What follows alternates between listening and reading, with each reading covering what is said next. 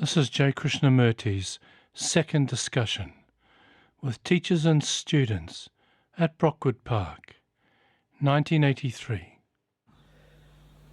May I first talk for a while and then we can discuss. I really mean discuss. That is, criticize what I have said, don't accept what I have said. I'm not trying to convince you of anything, or don't think I'm taking you in. So I'm going to talk, if I may, first, and then we will go into it very carefully. I would like to talk about peace. Whether it's possible to live in this world peacefully, amongst all people, to stop all wars, killing each other by word, by a gesture, by an attitude, by aggression, or through the atomic war which will destroy all humanity. Man, right through the ages, wanted peace, to live at peace in himself and in the world. And that has not been possible.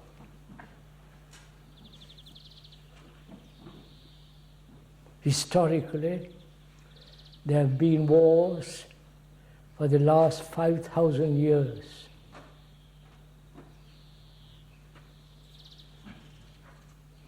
That means practically a war every year, all over the world.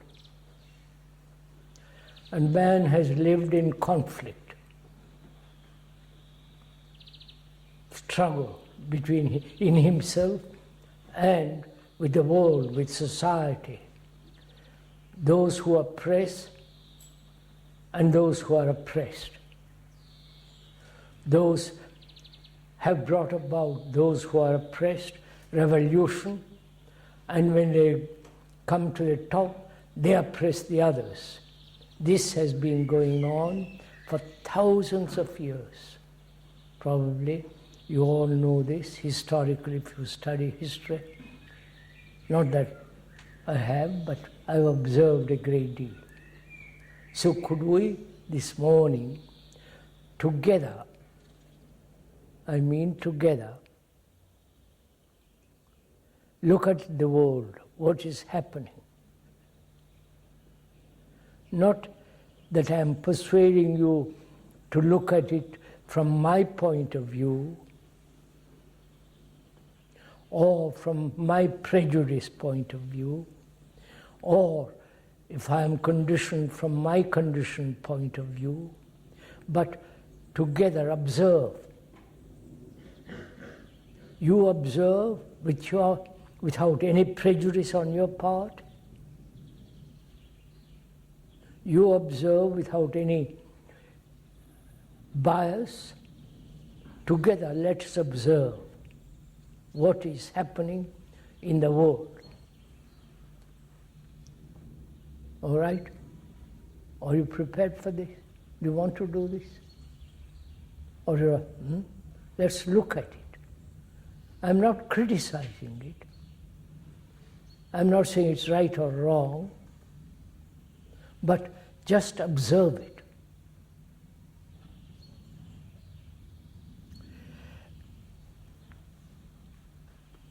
First of all, the world is divided into nationalities.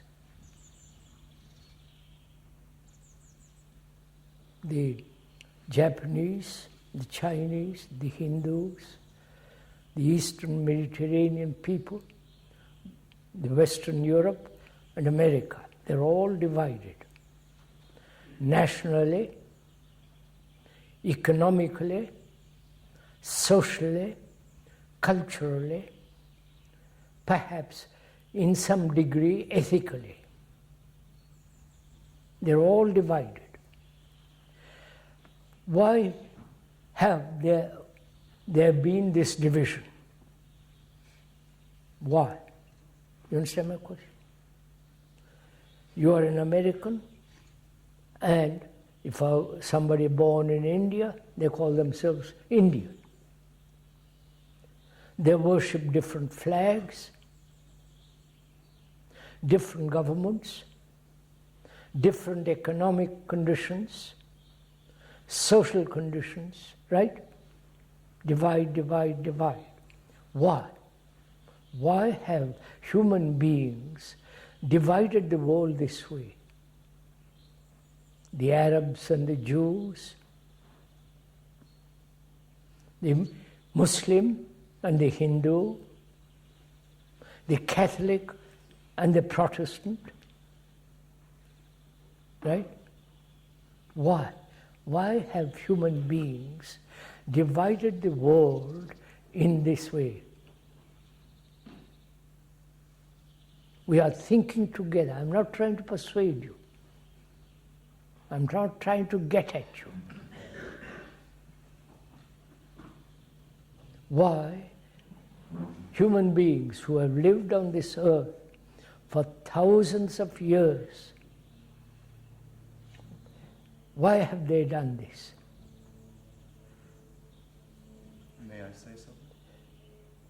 Wait, sir, let me go on and then you can come to it. I'm not trying to prevent you. Hold on to your question, we'll come to it at the end. I want to go through the end of it and then we can talk. Find out why human beings throughout the world have done this. The French, the Germans, the Italians, all that. Catholics, Protestants, the Jew, the Arab. Why?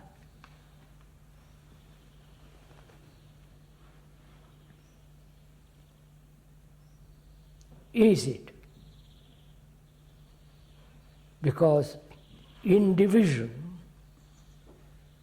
they thought they would have security?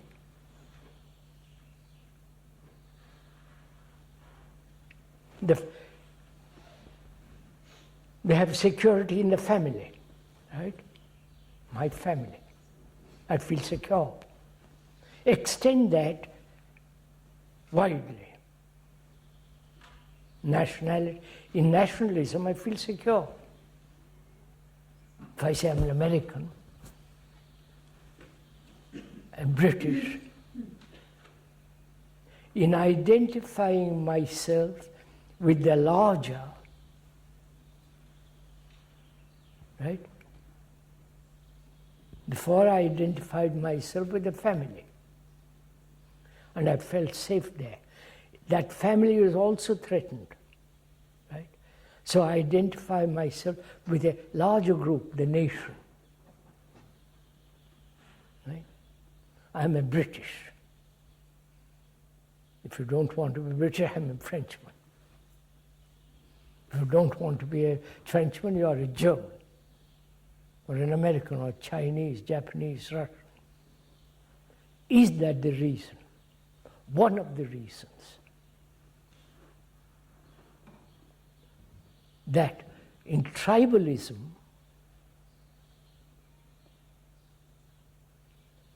there is a certain sense of security, safety. In isolation, there is no safety, right? If I am seeking safety for myself, I can't have it. So I want safety, protection, feel safe. And I extend this to a nation, to a race. I'm a Jew. Right? I belong to the Jewish clan or the Arab group and so on. Right? Is there security in division?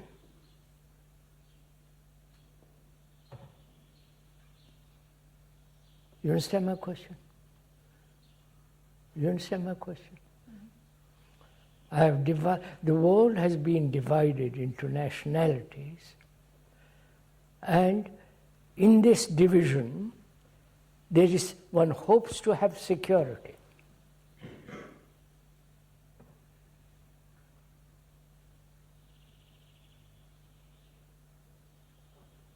And now there is no security even in division, right?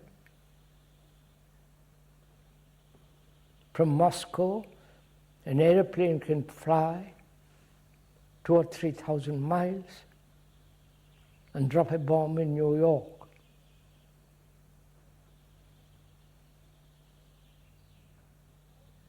So when we thought there would be security in division, now we are finding there is no security in division at all. I may call myself a Jew, belong to Israel, and I'm threatened by all the people around me. Right? Right? So, I'm asking you, if you will kindly listen, is there security in division? Be sure of it. I'm not telling you, I'm asking you. I'm not trying to convince you of it.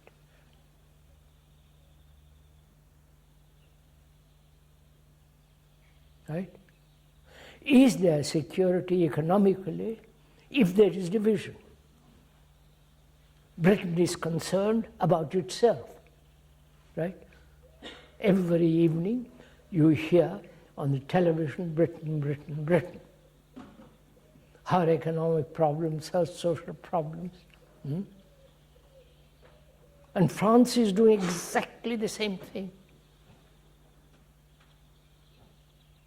Israel, far away, is doing the same thing. Russia, India, Japan, China. You follow?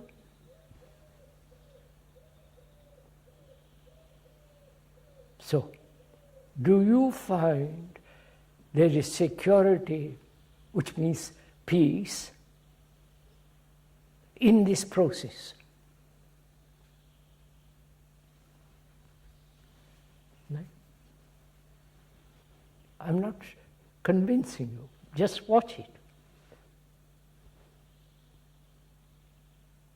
And man wants peace, except those who are neurotic,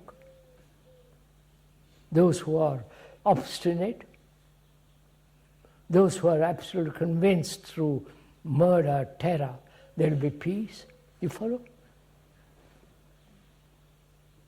So are you clear on this one point?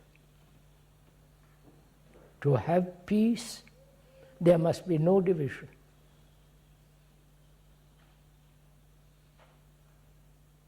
Right? If I call myself a Hindu, that's a very limited way of thinking, isn't it?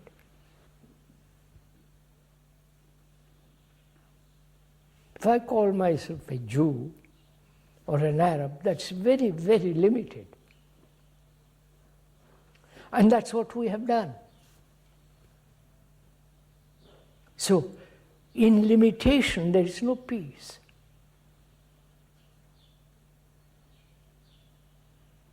So, knowing all this, that the world has been divided by human beings into nationalities, which is glorified tribalism, right? Economically, socially, and so on. And in this division, man hoped to have some kind of safety, protection, some kind of peace. And that is denied, right? So what is the answer to this? Both psychologically and outwardly.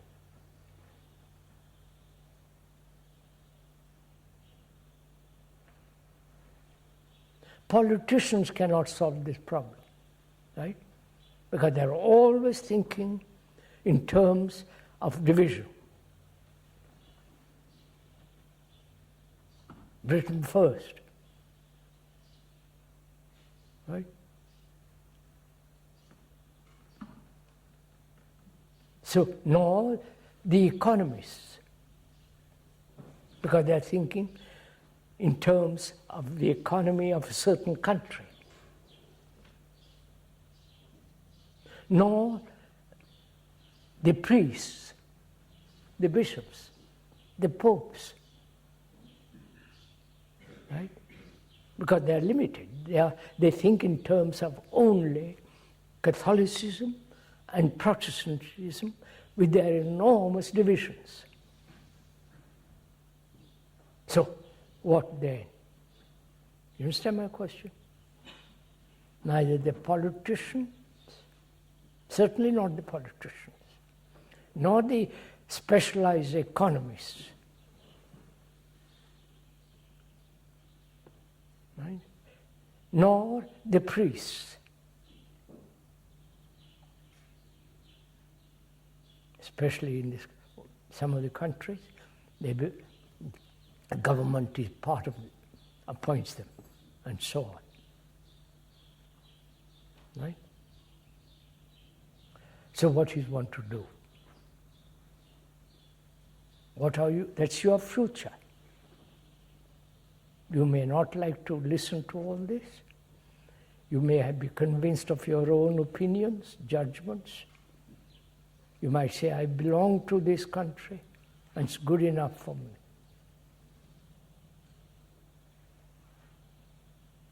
But if you begin to observe, think, look, what's your answer? Because we must have peace, you understand? Otherwise you can't grow, even in the garden it must have some peace to grow flowers, to grow vegetables and so on. Apparently we can't have peace in the way we are living now. Right? Right, sir? So what is one to do?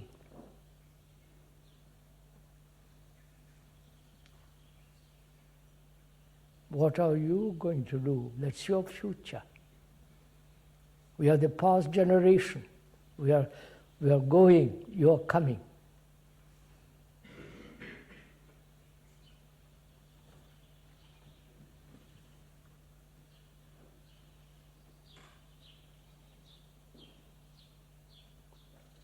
If you see clearly this way of living will not bring about peace,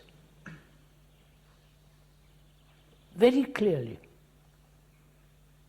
for yourself see that in this division there can never be peace in the world. Right?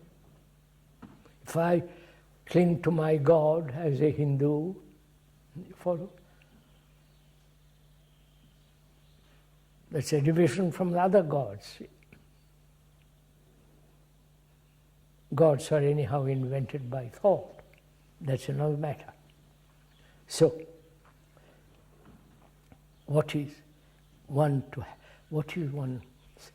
feeling about all this?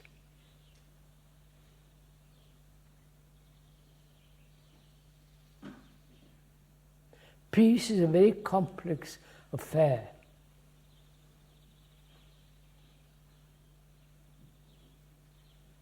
In oneself, one has very little peace, right?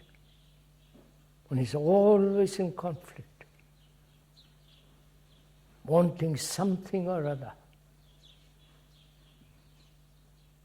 Ambition doesn't give us peace either. Individual expression. I want to do what I want to do. Right? What I think I want to do, I'm going to do. That's again a very limited way of looking.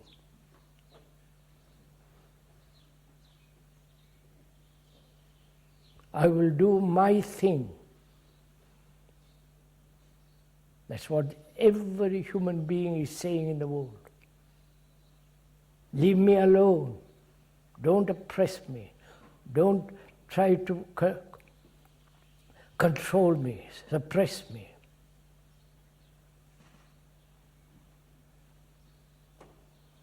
Because I want to do what I like to do. So-called individual freedom. You follow all this, please.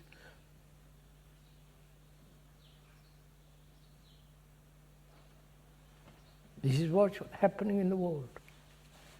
Individual freedom, national freedom, economic freedom. You follow?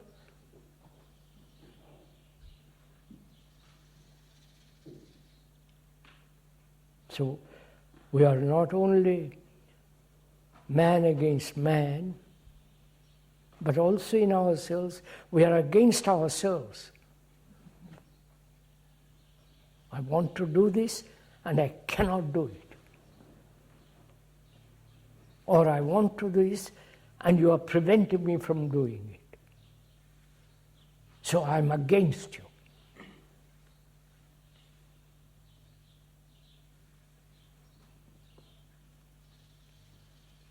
I want to express my feelings as immediately as possible, and you have rules, restrictions, and so on, so I'm against you.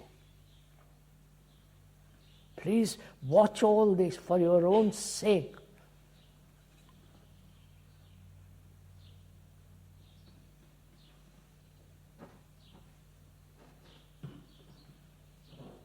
So what are we going to do?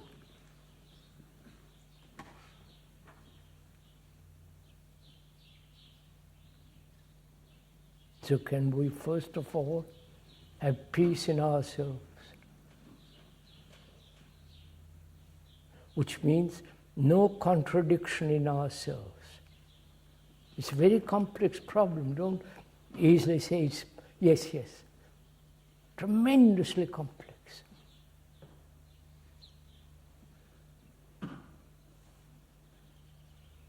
Not to have a contradiction, an opposite,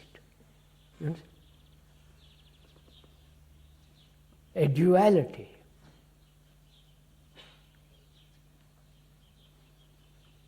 I want this, and society, the politicians, the priests, my father, my mother, the educator prevent me. So I'm against them all. It becomes rather silly.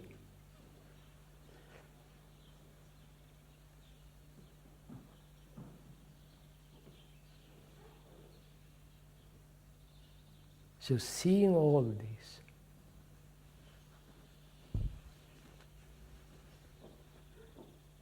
observing it without any bias, not from an American point of view or British point of view, or the Argentine point of view,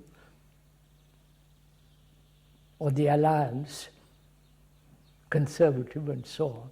Just looking at this extraordinary phenomena that man has brought about.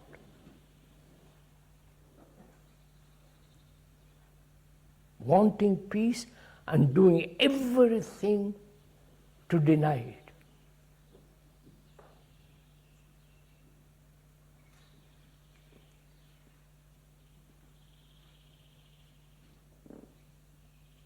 So first, can you have peace in yourself? Don't be bored by this, please. Right? Don't be bored. If you're bored, get up and go.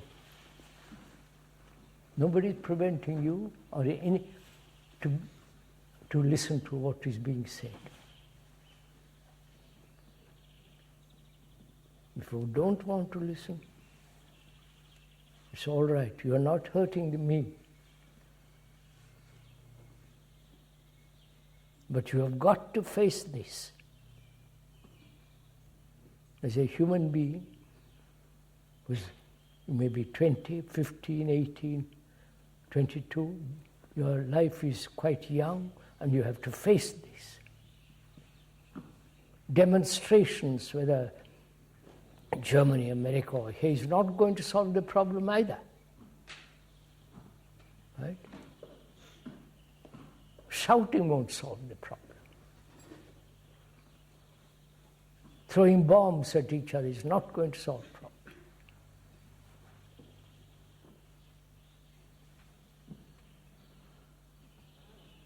So can we, each one of us, begin in ourselves to find out if we can have peace?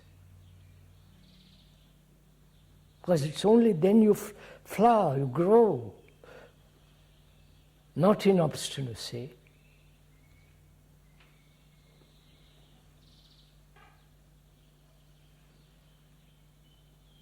One must have freedom. But freedom isn't to do what you want to do.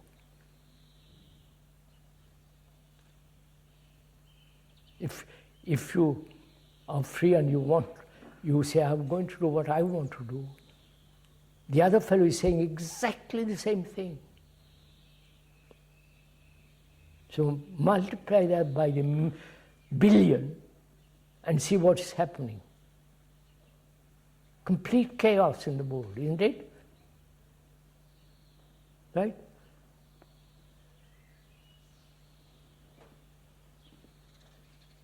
So come back. Can I and you have peace inwardly? Which means no conflict,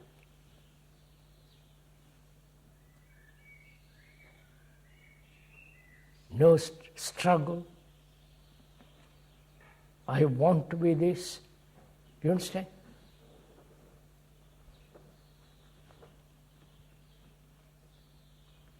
I must achieve, I must become a great success.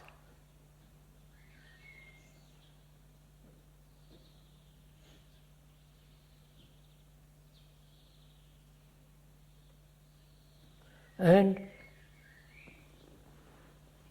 as the politicians, the economists, the priests cannot possibly solve this problem, because they're all thinking in terms of their own particular class or group. Can you and I, looking at all this, change ourselves and say we must have a global outlook?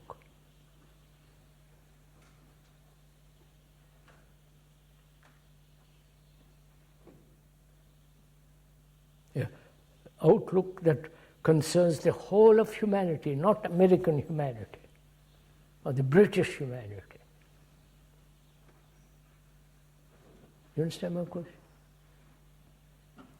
Can you have that kind of outlook on life?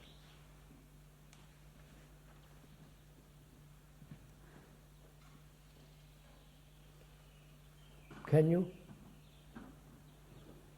Not just this morning or the rest of your life.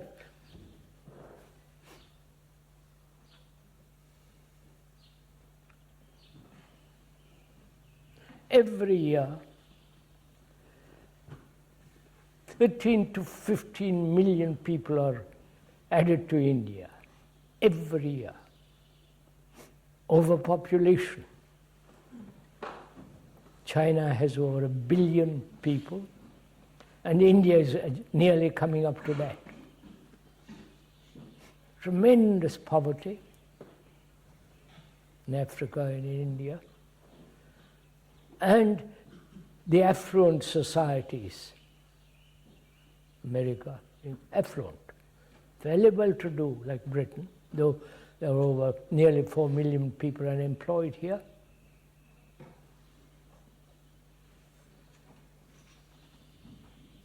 When there is poverty in some part of the world, the rest of the world is not going to have peace.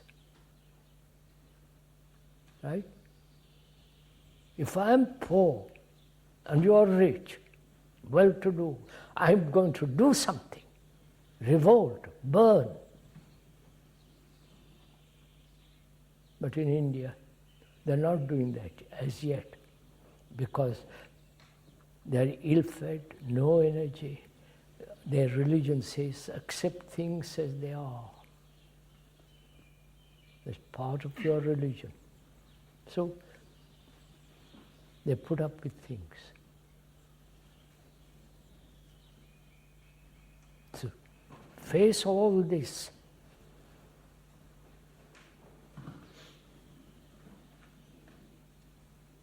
So can you have a global outlook?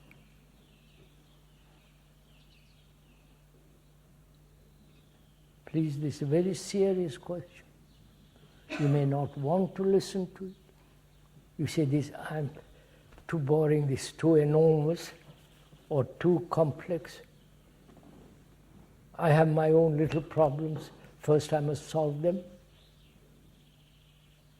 Your little problems are related to the world problems. You understand? They're not separate.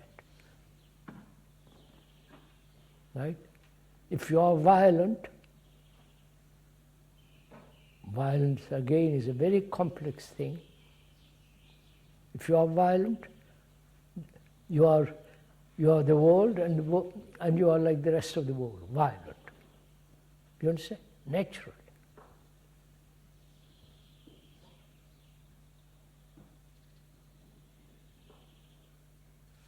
So can you have an outlook that includes all humanity? The black, the white, the purple, the yellow, the brown, and the pale brown, right? We belong to that, don't we?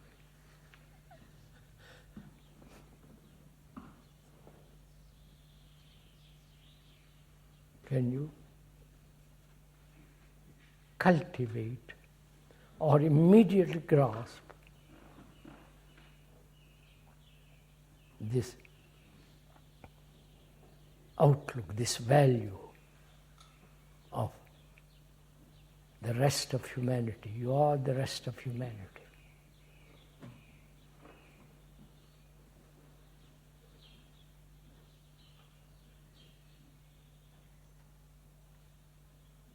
Right? It cannot be taught. Right? You can't say, I'm going to learn about it from a book or for somebody. You have to have this feeling about it. If you are, say for instance, you go out for a walk and look at those marvelous trees, and if you have no feeling for the trees, you can't be taught to have feelings about the trees, right? You have to feel it, you have to be sensitive. You can't be sensitive if you're immersed, concerned with your own beastly little self. Sorry to use beastly.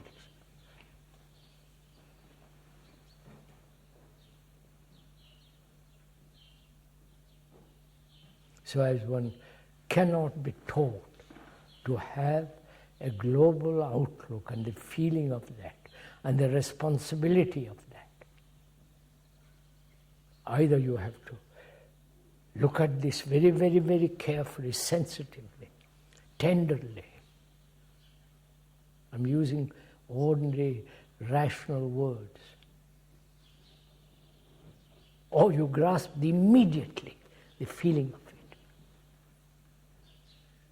Therefore, you don't belong to any country, to any culture, to any religion.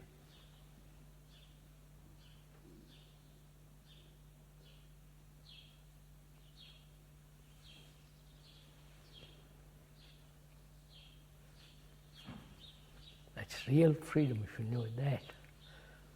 Not the silly thing that we call freedom.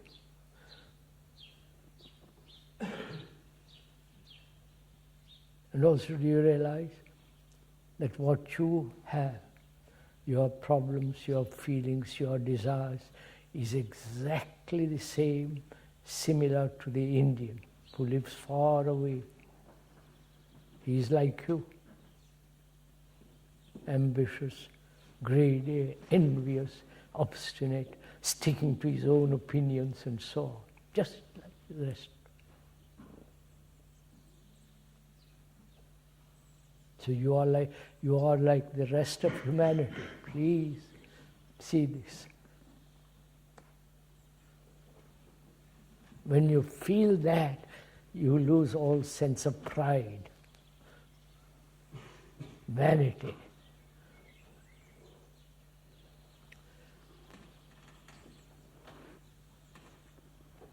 We'll continue this next meeting if you want to. So questions, discussion, come on, sir.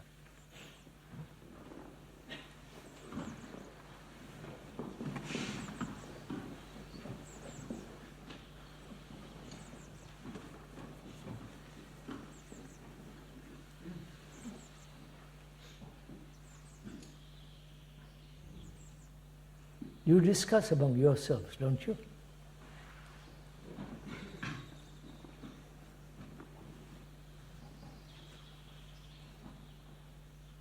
Forget the lot of us here.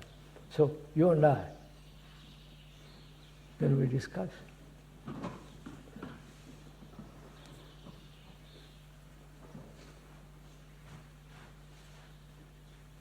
First of all, do you see what I have said to be true or false?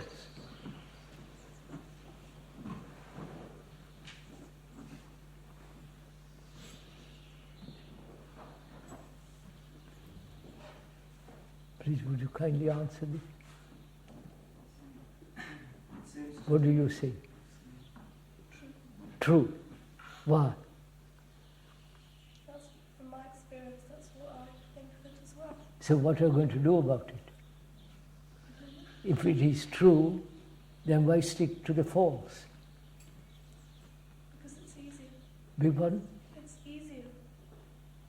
It's easier to stick to the false, is it? Which brings about destruction of man, violence. They are going to kill you. You understand? Not face that fact. They are going to kill you. If you realize people are going to kill you, then you do something about it. You don't say, it is so, what am I to do?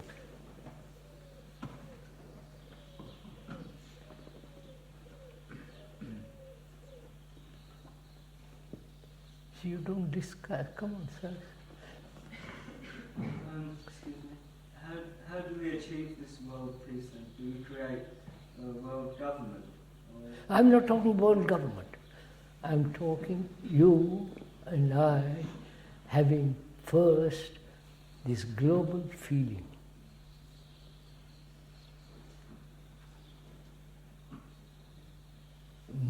There are more of us who feel global, then we'll create a government. But if we don't feel it and say we must have a government, a world government, it's nonsense. They'll be as crooked as the present ones.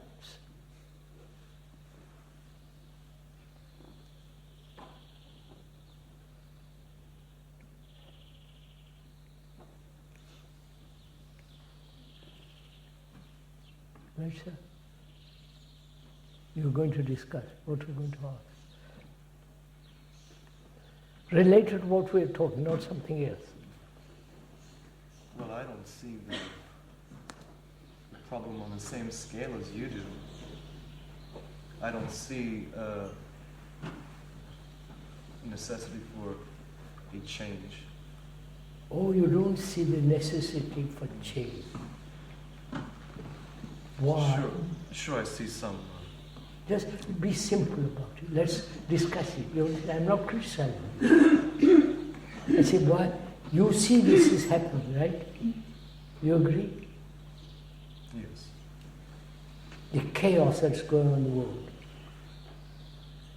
The governments can't solve the economic problems. right? They cannot stop wars. At present, there is no war in Britain, right, or France. But there are wars going on all over the world. It's no good saying it's far away, doesn't touch me. I don't know if you heard last night or the other night, Britain, Germany, France are supplying armaments, different kinds of armaments to Argentina. Lovely, isn't it?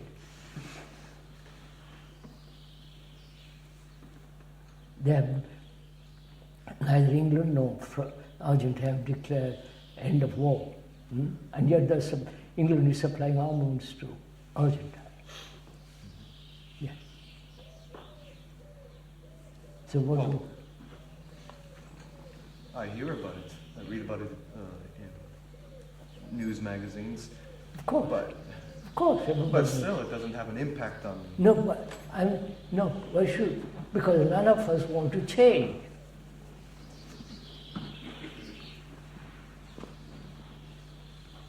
I'm not talking grand change, that's perhaps not possible.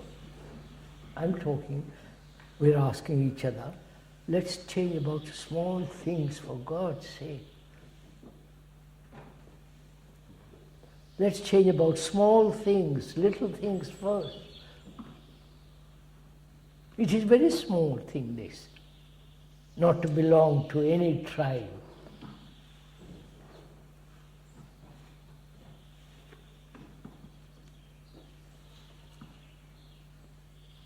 Is that very complex? It seems that way. Huh? It seems that way, at least for me. Why? For most people it is, sir. Why?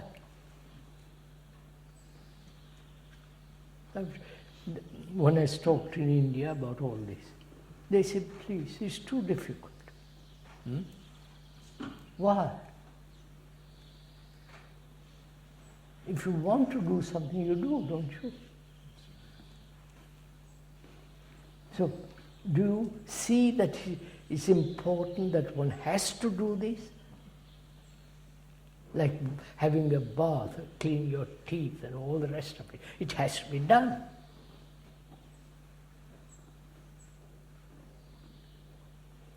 And if we don't do it while you are young, who is going to do it?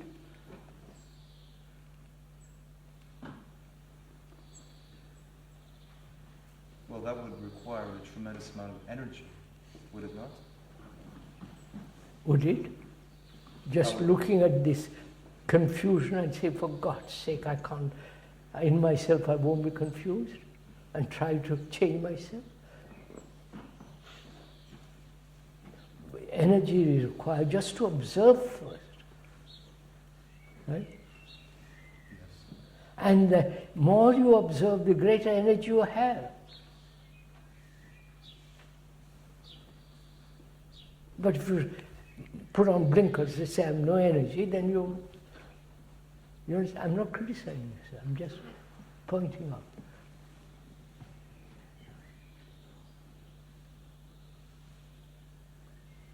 Krishnji, I think many people have a problem with, you said not to belong to a tribe just now.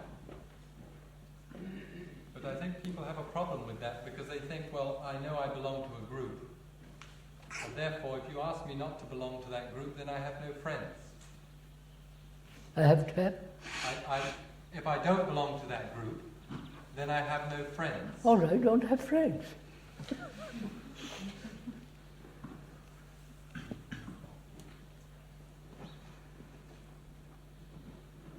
What does friendship mean?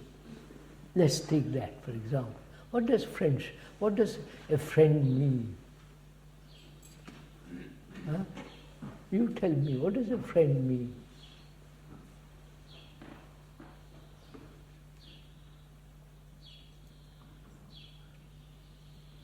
I'm your friend. I want to talk to you about myself. I want to communicate with you what I think, what I feel. what my problems are. That means I've established in this friendship a communication in which there is no barrier up to a certain point, right? I want to talk to you about many, many things. I can't if you're not my friend. If you say, oh, my dear chap, it's not my affair, buzz off. I'm not your friend. But if I say to you, look, we are friends, I feel this way. My wife and I quarrel, or I beat my wife, or the wife beats me. I feel the country is going to the dogs. You follow me? Or this is rubbish. Religion has no meaning anymore. I want to talk to you. I want somebody I have to talk to, if I want to. But a friend comes. A friend is a real person with whom I can communicate easily, freely, happily. Right? Have you such friends?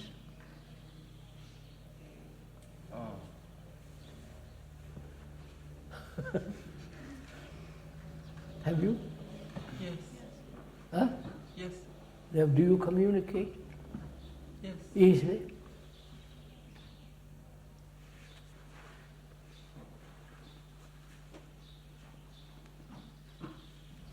I think what we call a friend is somebody, if you talk to this person, you don't have to question a lot of things of yourself. You can kind of assume them. Yes. Do you assume? Have you such friends? Yeah. Do you communicate easily? Yes, but what I want to say is with those friends you can talk about a lot of things, but yes. you cannot question also a lot of things. Like, we both think it is good to do a certain thing, and you don't question that with that friend. Yes, But I understand that. You can talk about all the other things. Yes. But that means, doesn't it, that you have established a communication line, right? Yes. Right? You have a friend with whom you can communicate. That means you are open. There is a two-way communication, right? Which means you are open to that man or that woman to freely exchange. That find out a brain that's not clogged, that's not frightened to communicate with another, right? Right? I'm not leading you up to somewhere. Sorry, I didn't understand the last part. You're my friend. I want to talk to you about a great many things about myself. So I've established a line of communication, right? Which means I'm capable of communicating. So, and if I am capable of communicating with you, and perhaps I may be able to communicate with others. You understand? I don't see you're the only person I can communicate with. I can communicate with her, because I'm quite open about it. I can talk to her if she will listen about myself. But she won't generally, because she says, I don't know you, buzz off, you're not. But I'm open to communication, you understand? Which is far more important than saying I can only communicate with you and nobody else. I wonder if you get what I'm talking about.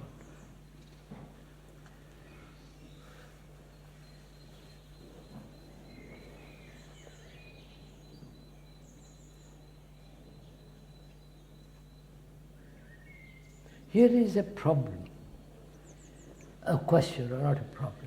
Here is something that you must answer, not just keep quiet. What are you going to do about this? About having peace in the world.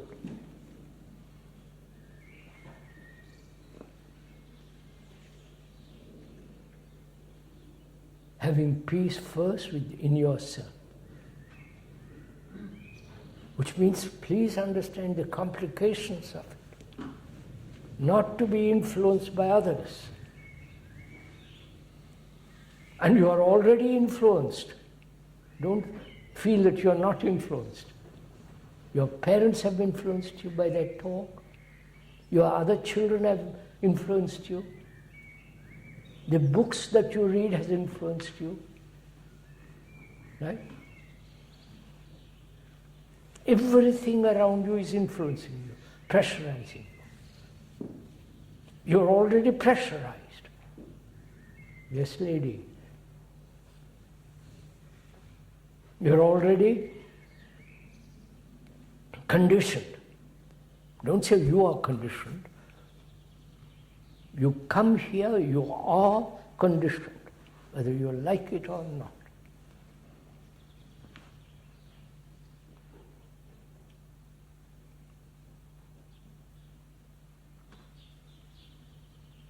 And as long as you are conditioned, you're going to be conditioned much more.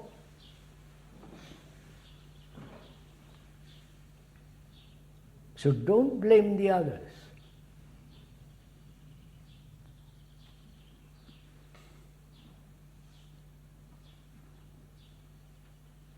So your question then is it possible not to be conditioned? Is it possible to live without pressure, without impressions, without people doing propaganda, throwing things down your throat? Yes, sir. Right? Well, if we who are conditioned, no, we are conditioned, yes. Yes, sir. Well, how Admit that first. Yes. Of course. Well, how are we to look into the question? I will show it to you in a minute. First, realize or be aware that you are already conditioned. But how can you see you are conditioned? Because If you say I'm an American, you are conditioned. yeah, but if you think America is the only thing in the world. No, I'm just saying that, sir. America. If you say I'm a Swede, I'm a German, I'm a Catholic, I'm a Protestant, I believe in Marx, right? Yeah, but when you really think Marx is the only right thing. Wait, why? They've all said that.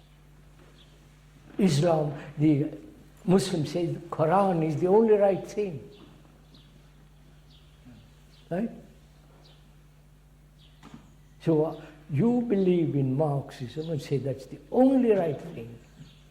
And I read Quran, you know what, the Islamic holy book, like the Bible. I believe in that. I'm absolutely convinced what that book says, I will carry out. How are you and I going to meet? Well, I think at the moment we really look at each other. You can see, hey, that person believes something else than I do. And then you see you are conditioned.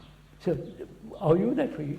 When you believe in something and I believe in something, we are conditioned. Yeah. That's all. Yeah, but I think the problem is that I think at the moment you're really very conditioned. You think, oh, that person is talking about the Quran, all this. This is crazy.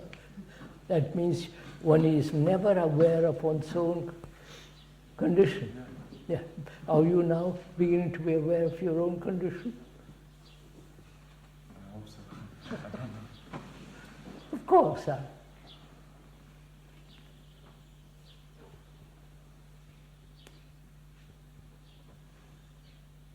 So you come here conditioned. There is no question about it.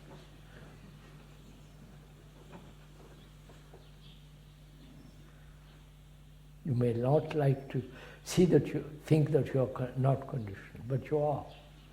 The language you use conditions you to a certain degree. I won't go into whether language conditions the brain at all. I question it, but it doesn't matter. Whether climate, food, clothes,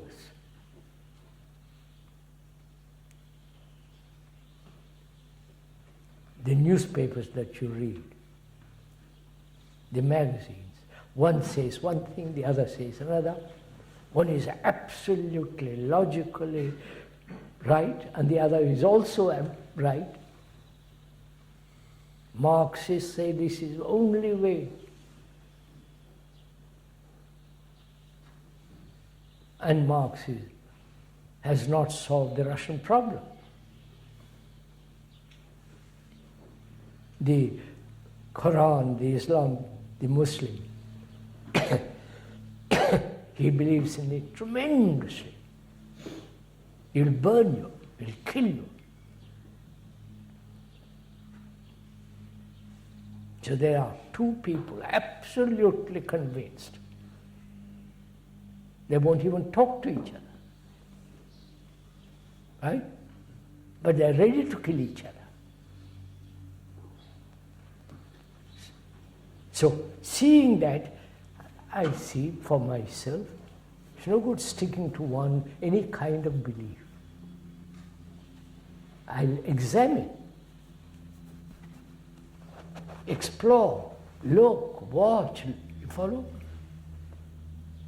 But I won't come to any conclusion and hold on to that. Right? That's logical. That's sane.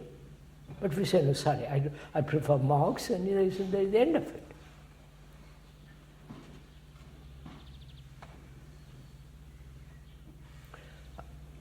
I've talked to a great many Muslims and also Catholics. They go up to a certain point, beyond that, they shut the door.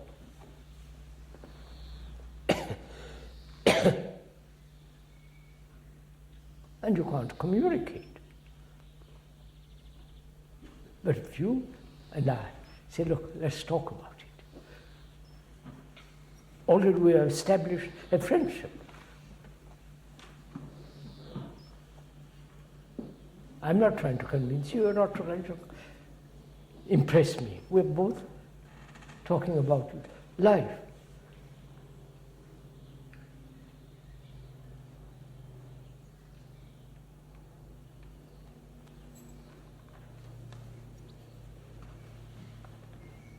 So let's discuss. You've stopped. Going back to the peace question. We won? Going back to the peace subject that we were talking about, I feel that probably everybody in this room would agree that everybody wants peace. But, and probably, for example, wouldn't have any antagonism against a Russian or Hindu or Muslim. But most people feel that events are above their head, actually as an individual. You say it's no good demonstrating things. And I think most people feel, what on earth can they do? And there's actually very little they can do as an individual that would help world peace. What can I do as a human being who sees that any form of division is going to breed war, right? If you and I see that very clearly, right, I won't belong to any division.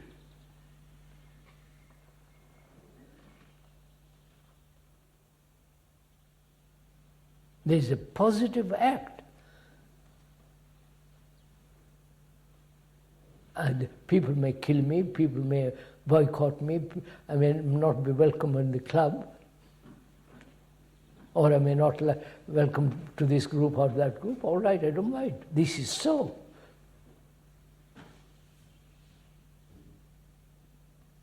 But very few of us see things so clearly.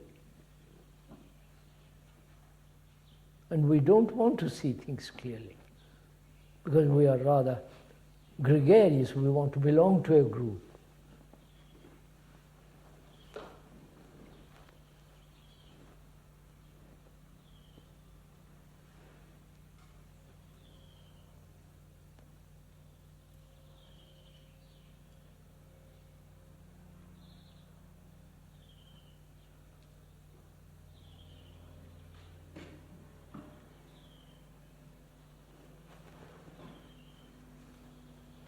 What's that? I have something to say that I think is related to what we're talking about. I have something to say that I think is related to what we're talking about. And I find myself, while listening to you, or no, I want to listen to what you're saying, and yet there's always this internal dialogue going on in my head. So while you are having internal dialogue in your head, you can't listen. Yeah, I want to listen, but I look at you. So just find out. Let's stop now. You and I are two friends, right? You want to listen what I'm telling you, and I'm willing to listen to what you have to tell me. And yet I go on thinking in myself all the time. Why? Which means, really, doesn't it? I really don't want to listen to you. Or what you are telling me is not interesting. I'm not interested in what you are telling me. Right? Or I'm disinclined to listen. Because I don't know where it's leading me to. Right? So I keep on talking to myself. Or you're too clear. And I'm frightened of that clarity. You understand? Too clear when you explain to me about the causes of war, how people divide and so on. You see it very clearly, and I'm frightened of your clarity. You understand what I mean? So I talk to myself. Which means, all this means, I'm really not interested in what you are talking about. Well, I have some. Yeah, but some casual, superficial interest. But deeply you are not. Face that, I don't mind if you listen or don't listen. I'm not going to get hurt. Because I'm your friend. I won't find out why you can't listen.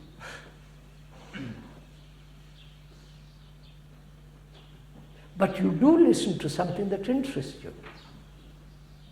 Yes. Therefore, what interests you? Many things. Tell me one of them.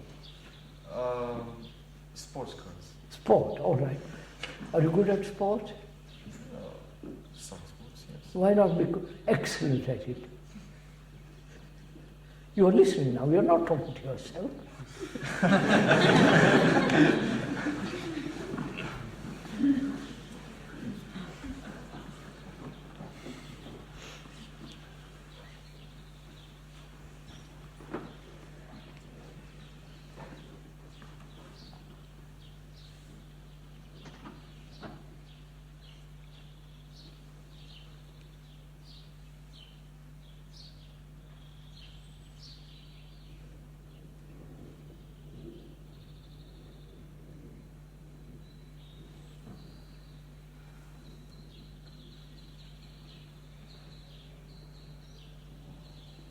What about its question?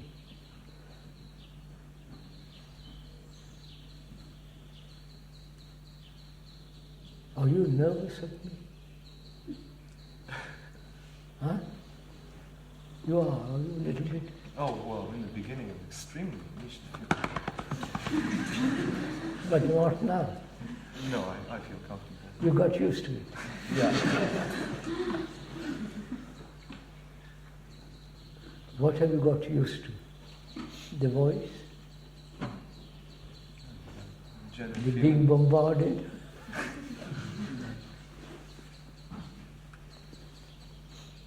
So when you get used to something, you get dull. Dull. If you get used to this dull weather, and when sunshine comes, you can't stand it.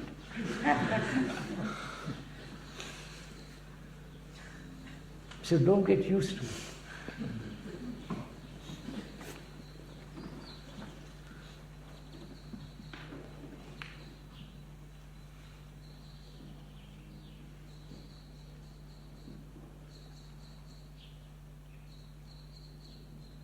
How do we communicate to a person who speaks a different language? Do we have to learn that language? I mean, if we're talking about a world peace, and as an individual, we're trying to achieve something. How do you communicate? So I'm not talking about world peace. You cannot have world peace if each one of us is sticking to his own thing, that this or that. It must begin with us, with you and me, not with the world, with the new governments and all that kind of blah.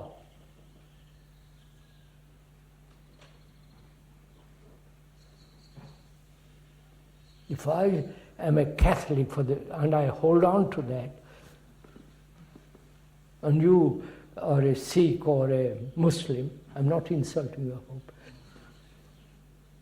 and then you and I are going to create violence.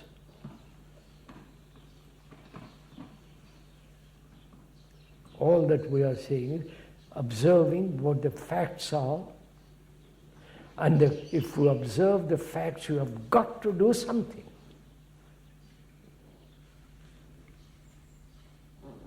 And that something is me and you, not the world and all the rest of it.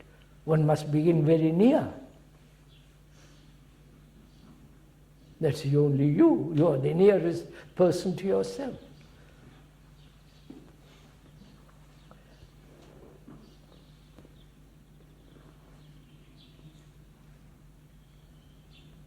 Don't be convinced by me.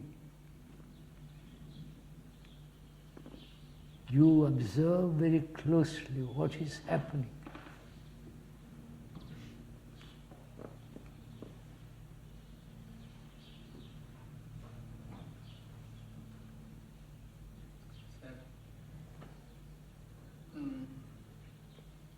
Always, I see.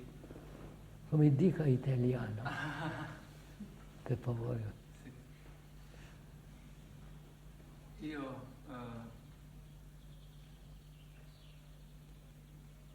sono molto legato ai miei problemi personali. Sì, sì. E questo, anche qui, con lei,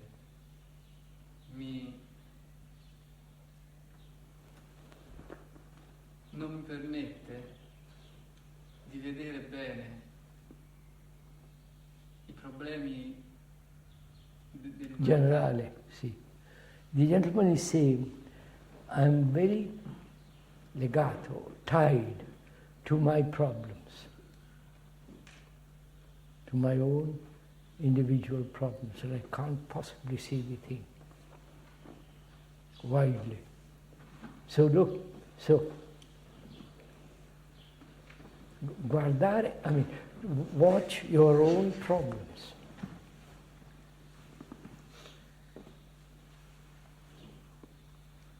Watch your own problem and get out of it, not stick to it and carry it for the rest of your life, right?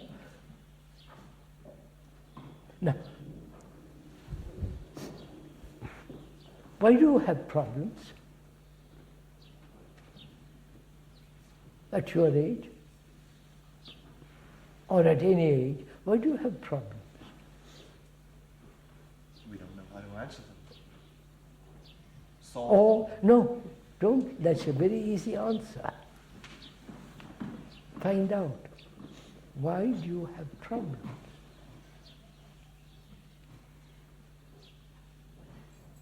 What is a problem?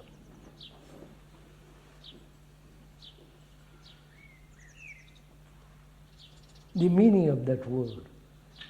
You understand? The word, the meaning of the word problem, what does it mean? Something you don't understand. Come here? Something you don't understand. What? Something you don't understand. No, I'm asking what the word means. The etymological meaning of that word.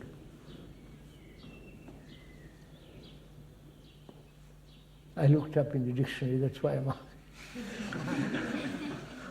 Something's thrown forward. Huh? Something's thrown forward. That's right, something thrown at you. Right? Something thrown at you, and you cannot meet it properly. Right? Agree? So you make a problem. Why?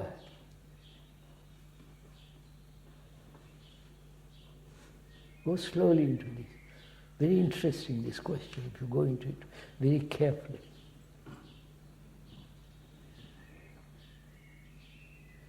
Look, you throw at me the challenge that I am a stupid man. And I said, yes, I'm a stupid man. I made a problem of it, right?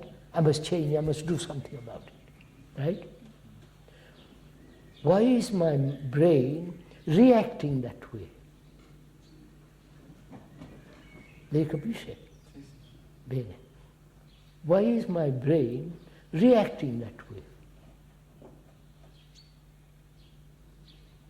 You understand my question? Huh? You ask me something, and I am puzzled by it, bewildered by it. I don't know how to answer it, and so I make a problem of it. Right? Why?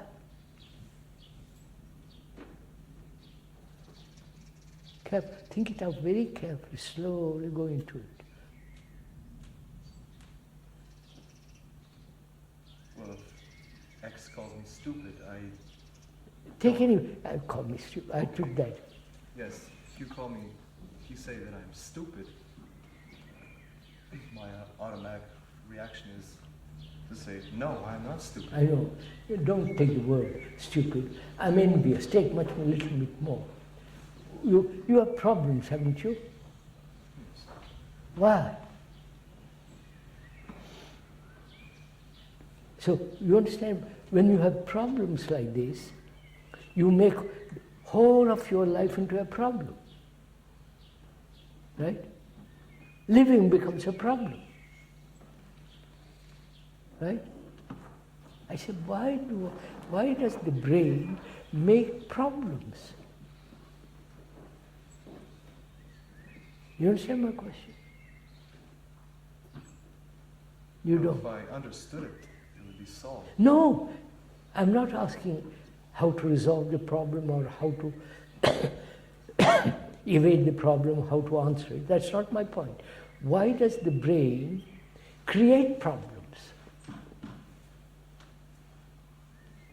Because it feels itself not sure. No, you're not getting, I'm not making myself clear. All right. From childhood,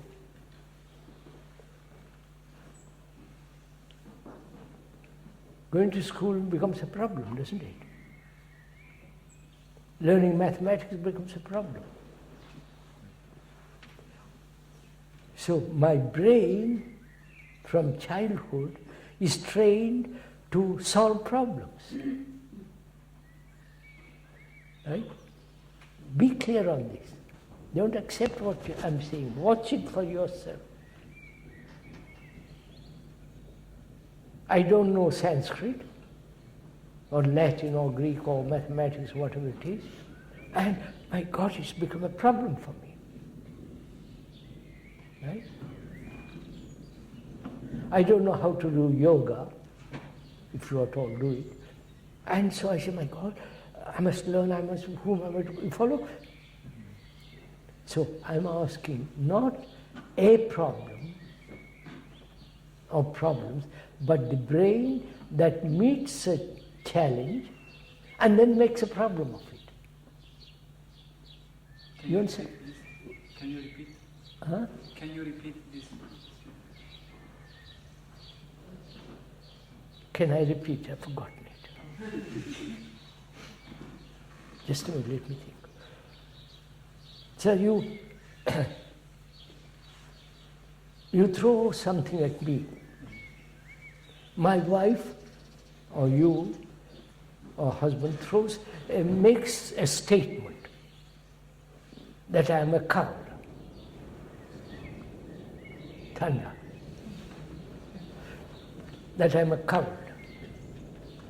And I said, my God, am I a coward? And I thought I was brave. You follow? I'm making a problem of it. Now I'm saying, why does the brain make a problem of anything? I say, I may be wrong, correct it if I'm wrong. I say that from childhood, I have been trained to solve problems. Right? Trained, educated. So anything I meet, like a question you throw at me, I make a problem of it. And then I say I must resolve it. So it is not a question of challenge and a problem, but the brain not being free to meet something openly, clearly. You understand? I wonder, have I made myself? Have you understood what I've said? All right, now we'll go into it a little more.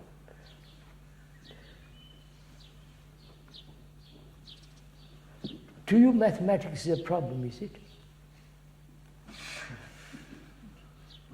Yes? It doesn't matter, geography, anything. Why?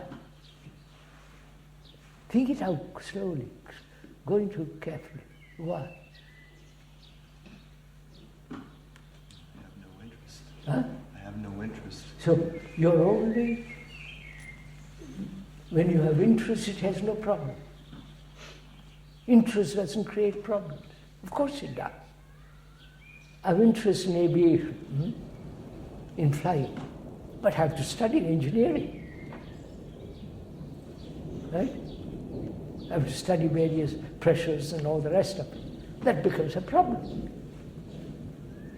Right? So, go on. So I look at life as a whole life as a problem. Should I marry? Should I not marry? If I do marry, what about children? Should I have sex? Should I not sex? You follow? And how getting a job? My God, it's so impossible to get a job. So I treat life as a way, as a movement in problems. Right? Life becomes a problem. Right? What am I going to do when I leave this place? College? Am I good at passing exams? Will I, at the end of it, get a job? Or with so much unemployment, I may not get any job at all. Therefore, why should I study at all? Well, if I don't study... Yeah, you follow? If I don't get a job after passing excellent examinations, what's the point of it? So I say to myself, to hell with it all, what am I to do? Then becomes a problem. You understand? Everything in life we make it into a problem. Right? It's obvious. I don't know why you're hesitating about it. No? So I say, why does the brain react that way? You understand my question? It's not difficult, sir. Well, according to what I understand, we use only a small part of our brain. All right, small part. Keep the small part of the brain. Large part, small part, the whole part. Keep a little part. Why does the little part react that way?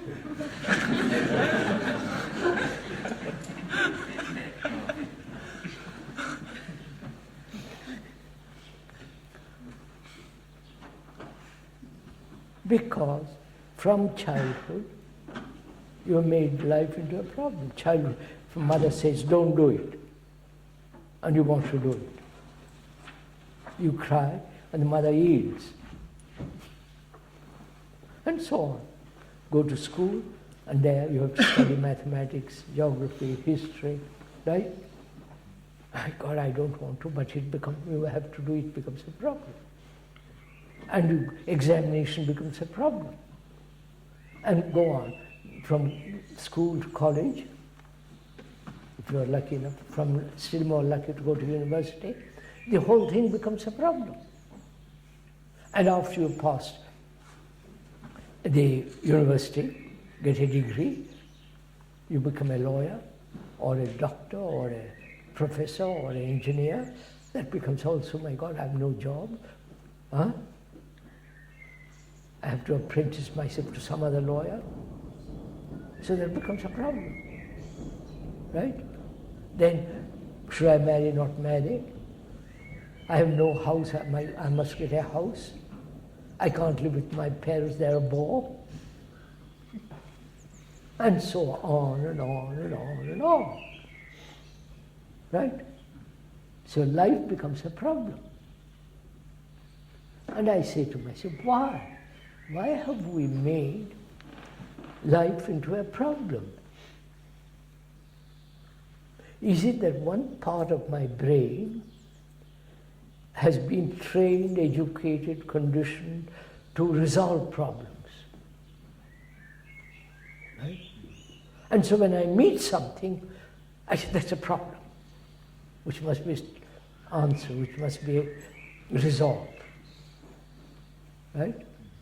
So, is it possible for the little part of the brain, that part of the brain, to say, well, all right, I won't make a problem of anything. Just look at it, learn, see what it is. You understand now?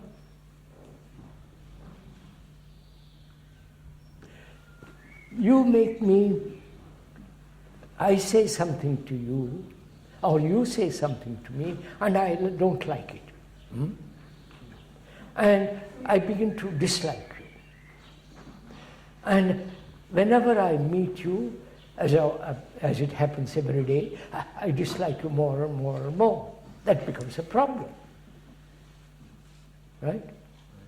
So I said, why didn't I, at the beginning, examine this question? You dislike me. You said something I dislike. Let me examine that and not make a problem of it. You understand? Yes, sir. You don't get, you understood it.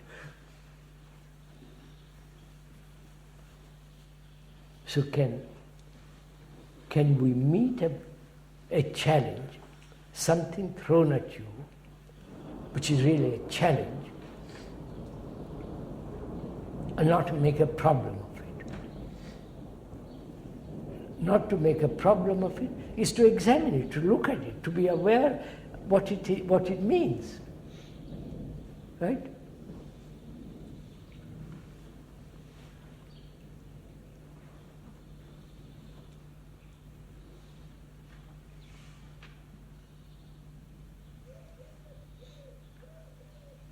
Does it mean anything to you?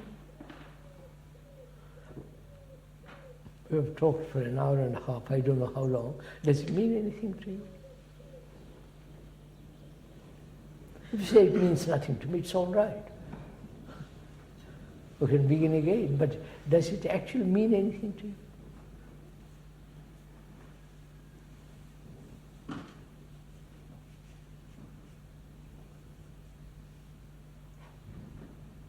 when you leave this assembly, is your mind, is your brain little more alert, bit watching, learning, watching, seeing what is happening? Huh? It is for a few hours. Huh? It is for a few hours. All right, all right. For a few hours it is. Don't make a problem of it. Yes, it's for a few hours, I'm very clear. But inquire why you're not clear all the time. Don't just say, for a few hours I'm fairly clear and drop it there. But find out why you're not clear all.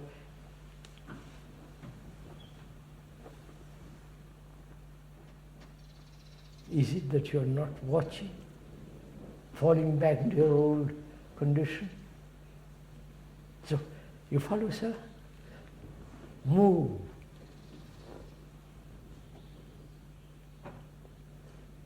What time is it?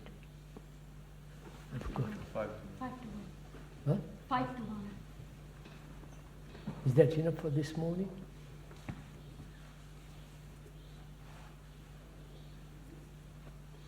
You know what a sermon is?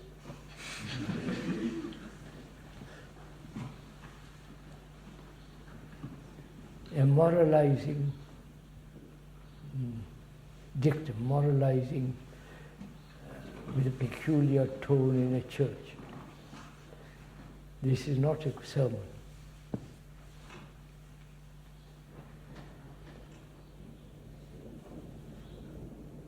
So should we stop now? Enough?